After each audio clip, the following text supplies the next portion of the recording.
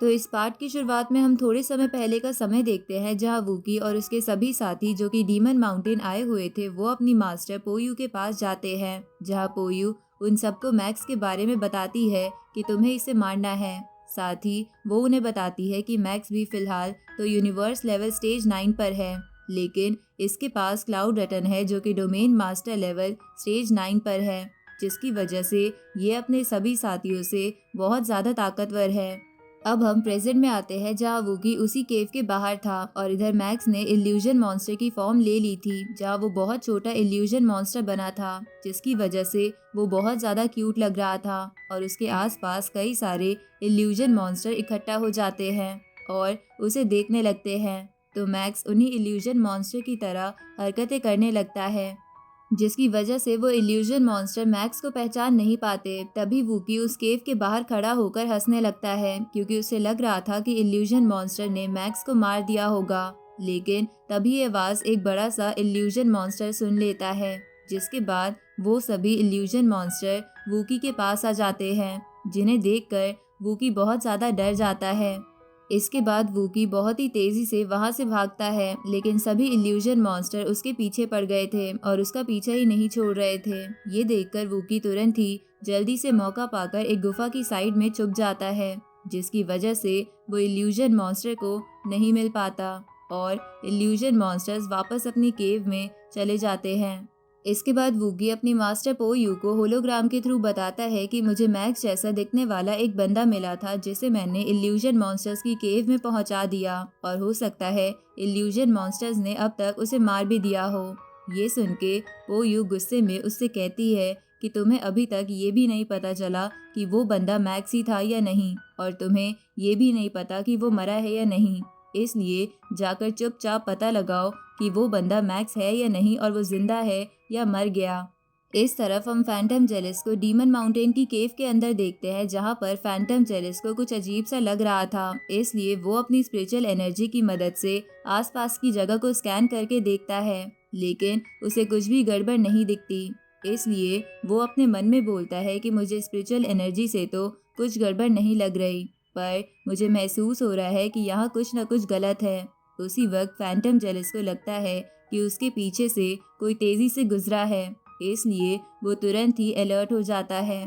दूसरी तरफ मैक्स उन इल्यूजन मॉन्स्टर्स की गुफा से धीरे धीरे बाहर निकलने लगता है और जैसे जैसे वो दूर पहुंच जाता है वो दो पंजों पर भागते भागते उस केव से बाहर आ जाता है। इसके बाद वो वापस अपनी ह्यूमन फॉर्म में आ जाता है। तभी बबाता मैक्स को बताती है कि जो कल्टीवेटर तुम्हारे पीछे पड़ा था वो अभी भी एक गुफा के बाहर खड़ा होकर तुम्हारा इंतजार कर रहा है, पर अगर इसे तुमसे वो रेड प्लेट ही लेनी होती तो वो तुम्हारा इंतजार ऐसी खतरनाक जगह पर नहीं करता जहाँ इल्यूजन मॉन्स्टर्स की गुफा हो, इसलिए जरूर वो तुम्हें मारना या पकड़ना चाहता है। ये सुन के मैक्स कहता है कि तुम सही कह रही हो, मुझे भी ऐसा ही लग रहा है और मुझे ये भी लगता है कि बोलन के गायब होने के पीछे भी इसी कल्टीवेटर का कोई हाथ है, इसलिए मुझे जल्द से जल्द बोलन के बारे में पता लगाना होगा। इधर फैंटम जेलिस के सामने वूकी का ही एक साथी आ जाता है, तो फैंटम जेलिस उससे पूछता है कि तुम कौन हो, लेकिन तभी वो बंदा फैंटम जेलिस के पीछे आके उसके पेट में अपना हाथ घुसा के उसे जान से मार देता है। इधर मैक्स उस गुफा से 1 लाख किलोमीटर दूर आ गया था, क्योंकि इस जगह पर बोलन लास्ट टाइम देखा गया था। तभी बबाता मैक्स को अलर्ट करती है कि यहाँ आसपास खतरा है। उसी वक्त वहाँ उस जगह पर बने काफी सारे वोटेक्स जो कि ब्लैक होल की तरह होते हैं वो एक्टिवेट हो जाते हैं और मैक्स को अपने अंदर खींचने लगते हैं। तो उन वोटेक्स के अंदर जाने से बचने के लिए मैक्स अपने गॉडली आर्मामेंट को जमीन में धंसा देता है और उसे पकड़ लेता है, लेकिन उन वोटेक्स की सक्शन पावर बहुत ज्यादा थी, जिसकी वजह से मैक्स उसके अंदर खींचे चला जा रहा था। ये देखकर मैक्स तुरंत ही अपने क्लाउड रिटर्न को एक्टिवेट कर देता है और आसपास की चारों दीवारों को पकड़ लेता है, लेकिन फिर भी वो इतनी पावर को नहीं झेल पा रहा था और उसका क्लाउड रिटर्न भी लगभग टूटने वाला था। ये देखकर मैक्स तुरंत ही अपनी मौसा क्लैन वाली बॉडी को एक फिश की फॉर्म में ट्रांसफॉर्म कर लेता है, जिसकी वजह से वो आराम से उस सक्शन पावर के बीच तैरता हुआ उस जगह से बाहर आ जाता है। क्योंकि उस फिश की बॉडी एरोडायनेमिक थी। उसी वक्त बबाता मैक्स को बताती है कि इन वोटेक्स को यूनिवर्स का डेथ ट्रैप कहा जाता है और जब भी मैं अपने मास्टर के साथ यूनिवर्स ट्रैवल करती थी तो मैंने अक्सर ऐसे कई सारे वोटेक्स देखे हैं जो बहुत ही खतरनाक होते हैं, जिनमें अगर एक बार कल्टीवेटर चला जाए तो वो नामो निशान नहीं मिलता। ऊपर से मैंने तो इमोर्टल लेवल के कल्टीवेटर्स को भी इनमें गिरता देखा है।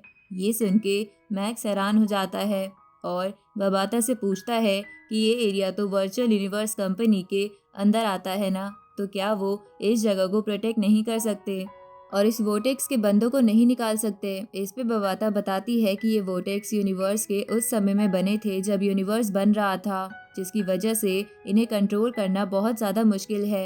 इसलिए अगर तुम इसमें गिर जाते तो वर्चुअल यूनिवर्स कंपनी भी कुछ नहीं कर पाती। ऊपर से उस सीनियर मंकी का पहला स्टूडेंट भी यहीं आकर इस वोटेक्स में गिरा था। ये सुन के मैक्स निराश हो जाता है और उस जगह से निकलते हुए बबाता से कहता है कि ये वोटेक्स तो उतना ही खतरनाक है जितना कि वो बंदा जो मेरा पीछा कर रहा था। पता नहीं इस वक्त बोलन की सिचुएशन क्या होगी, मुझे जल्द से जल्द कुछ करना होगा। उसी वक्त मैक्स उस जगह पर पहुंच जाता है जहां फैंटम जेलिस था। तो फैंटम जेलिस को देखकर मैक्स उससे पूछता है कि क्या बोलन तुम्हें मिला, लेकिन जैसे ही मैक्स उसके हाथ लगाता है तो फैंटम जेलिस नीचे गिर जाता है क्योंकि वो तो मर चुका था। तभी मैक्स देखता है कि फैंटम जेलिस की बॉडी में एक बहुत बड़ा छेद है। अब बबाता तुरंत ही फैंटम जेलिस की बॉडी को स्कैन करके मैक्स को बताती है कि ये 1 घंटे पहले ही मर चुका है और इसकी मौत का कारण है इसके पेट में हुआ ये बड़ा सा छेद जो एक कल्टीवेटर ने बनाया होगा, जो इससे कई ज़्यादा लेवल आगे होगा। तभी मैक्स देखता है कि फैंटम जेलिस की सारी कलेक्ट की हुई प्लेट्स उसी के पास है। तो ये देखकर मैक्स बोलता है कि जिसने भी इसे मारा है उसका इंटेंशन प्लेट्स चुराना नहीं है और ये बात बहुत ज़्यादा स्ट्रेंज है। जो बंदा मेरे पीछे पड़ा था वो भी मुझे नहीं लगता कि प्लेट्स के पीछे था। यहाँ कुछ तो बहुत ज़्यादा अजीब चल रहा है। इसके बाद मैक्स बबाता से पूछता है कि क्या तुम्हें इसकी बॉडी के पास किलर का कोई सबूत मिला। इस पे बबाता कहती है कि इस किलर ने बॉडी के आसपास कोई सबूत नहीं छोड़ा।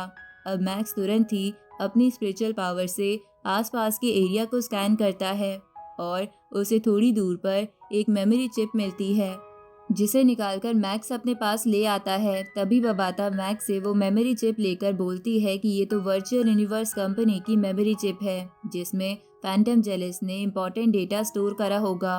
अब बबाता उस मेमोरी को रीड करने लगती है, लेकिन वो बहुत ज़्यादा डैमेज हो चुकी थी। इसलिए बबाता मैक्स से कहती है कि मुझे इसे ठीक करने में टाइम लगेगा। इस पे मैक्स कहता है कि तुम्हें इसे जल्दी करना होगा क्योंकि भले ही फैंटम जेलिस मुझे पसंद नहीं करता था और ये वर्चुअल यूनिवर्स कंपनी का मेंबर है, इसलिए मैं इसकी मौत का बदला ज़रूर लेकर रहूँगा और अगर इसका किलर बोलन के गायब होने के पीछे है तो मैं उसे भी बिल्कुल नहीं छोड़ूंगा। तभी बबाता को अपने रडार पर एक सिग्नल मिलता है और वो मैक्स को बताती है कि 19 किलोमीटर दूर एक डोमेन मास्टर लेवल स्टेज 9 का कल्टीवेटर है जो तेज़ी से तुम्हारे पास आ रहा है, इसलिए जल्दी से छुप जाओ। इस पे मैक्स कहता है कि अगर वो डोमेन मास्टर लेवल का कल्टीवेटर है तो उसने वहीं से मेरे यहाँ होने का पता लगा लिया होगा, इसलिए अब भागने का कोई फायदा नहीं है और अब मैं इससे फाइट करूँगा। उसी वक्त वो बंदा जिसने फैंटम जेलिस को मारा था वो वहाँ आ जाता है और बोलता है कि मैंने अब तक 761 पीपल को मारा है और मैं होप करूंगा कि तुम भी मेरे हाथों से जल्दी मर जाओ। उसी वक्त वो बंदा मैक्स को ध्यान से देखता है और उसे पता चलता है कि ये तो मैक्स है जिसे उसकी मास्टर ने ढूंढने के लिए यहाँ भेजा है। तो ये देखकर वो बहुत खुश हो जाता है और मैक्स पर लगातार अटैक करने लगता है, जिसकी वजह से मैक्स थोड़ा फाइट में पीछे हो जा रहा था। लेकिन मैक्स तुरंत ही अपनी ह्यूमन को मौसा क्लैन वाली बॉडी में ट्रांसफॉर्म कर देता है, जिसकी वजह से अब मैक्स अपने कई सारे क्लोन्स बना के उस पर 7 स्वॉर्ड टेक्निक का इस्तेमाल करता है और उसे काफ़ी इंजर्ड कर देता है। इसके बाद मैक्स उससे पूछता है कि तुम कौन हो और मेरे पीछे क्यों आए हो और तुमने फैंटम जेलिस को क्यों मारा। ये सुन के वो कल्टीवेटर मैक्स को उलझाकर वहाँ से भागने की कोशिश करता है, लेकिन मैक्स अपने क्लाउड रिटर्न से उसका पीछा करने लगता है। तो वो कल्टीवेटर तुरंत ही अपनी E9 लेज़र को बाहर निकाल लेता है ये देखकर बबाता मैक्स को चिल्लाते हुए कहती है कि ये एक E9 लेजर है जो चार्ज होने में बस 0.1 सेकेंड लगाती है और ये एक वर्ल्ड मास्टर के कल्टीवेटर को भी मार सकती है। ये सुन के मैक्स हैरान हो जाता है और बोलता है कि ये तो बहुत गलत हुआ, अब मैं बहुत बुरा फंस चुका हूँ क्योंकि मौसा क्लैन के पास इतना टाइम नहीं है कि वो E9 लेवल के वेपन को पूरी तरह कवर कर सके। इसलिए पता नहीं अब मैं क्या करूँ। तभी वो कल्टीवेटर उस E9 लेजर को चला देता है। उसी वक्त हम पास्ट का सीन देखते हैं जब पोयू अपने लोगों को मैक्स को मारने का काम दे रही थी। तभी वो उन 3 कल्टीवेटर से कहती है कि तुम तीनों को मैक्स आराम से मार सकता है। ये सुन के वो तीनों कहते हैं कि ऐसा नहीं है मास्टर, हम मैक्स को मार देंगे। इस पे पोयू उन तीनों को एक E9 लेजर वेपन देती है और उन सबको बताती है कि ये वेपन 0.1 सेकेंड में चार्ज हो जाता है और एक बारी में 9 बार चल सकता है। इससे तुम आराम से एक वर्ल्ड मास्टर लेवल के कल्टीवेटर को मार सकते हो। ये सुन के वो तीनों बहुत ज़्यादा खुश हो जाते हैं और उस वेपन को अपने पास रख लेते हैं ताकि मुसीबत में पड़ने पर वो उसका इस्तेमाल करके मैक्स को मार सके। तभी पोयू उन तीनों से कहती है कि मैंने तुम्हें ये E9 लेज़र वेपन दिया है, इसलिए मुझे निराश मत करना वरना तुम नहीं बचोगे। अब हम प्रेजेंट का टाइम देखते हैं जहां हमें पता चलता है कि मैक्स ने उस E9 लेजर वेपन से बचने के लिए रोबोट क्लैन के शिप को अपने सामने रख लिया था जिसकी विड्थ 1 किलोमीटर थी, जिसकी वजह से मैक्स को वो लेजर लगती तो नहीं, लेकिन उस लेजर का इम्पैक्ट इतना ज़्यादा था कि मैक्स पीछे की ओर धंसता चला जा रहा था और उसे बहुत ज़्यादा प्रेशर फील करना पड़ रहा था। अब इसी के साथ ये पार्ट यहीं ख़त्म होता है।